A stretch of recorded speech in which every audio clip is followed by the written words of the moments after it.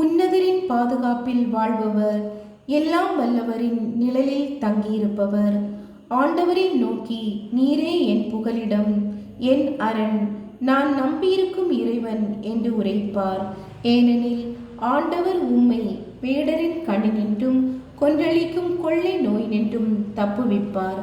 அவர் தம் சிறகுகளால் உம்மை அரவணைப்பார். அவர் தம் இறக்கைகளின் கீழ் நீர் புகலிடம் காண்பீர். அவரது உண்மையே கேடயமும் கவசமும் ஆகும். இரவின் திகிலுக்கும் பகலில் பாய்ந்து வரும் அம்புக்கும் நீர் அஞ்ச மாட்டீர். இருளில் உலவும் கொள்ளை நோய்க்கும் நண்பகலில் தாக்கும் கொடிய வாதைக்கும் நீர் அஞ்ச மாட்டீர். பக்கம் 1000 பேர் வீழ்ந்தாலும் வலப்புறம் 10,000 பேர் தாக்கினாலும் எதுவும் உம்மை அணுகாது. பொல்லார்க்கு கிடைக்கும் தண்டனையை நீரே பார்ப்பீர். கண்ணாலே நீர் காண்பீர். ஆண்டவரே புகலிடமாய் கொண்டீர். உன்னதரே உறைவிடமாக்கி கொண்டீர். ஆகவே தீங்கு உமக்கு நேரிடாது. வாதை கூடாரத்தை நெருங்காது.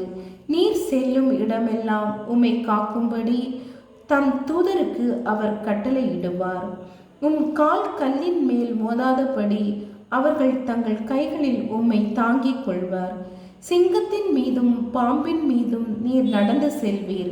இளஞ்சிங்கத்தின் மீதும் விரியன் பாம்பின் மீதும் நீர் மிதித்து செல்வீர். அவர்கள் என் மீது அன்பு கூர்ந்ததால் அவர்களை விடுவிப்பேன்.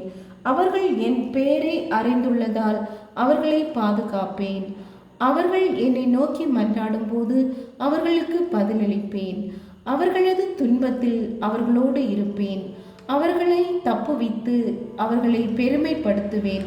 நீடிய ஆயுளால் அவர்களுக்கு நிறைவளிப்பேன். என் மீட்பை அவர்களுக்கு வெளிப்படுத்துவேன். ஆமீன்.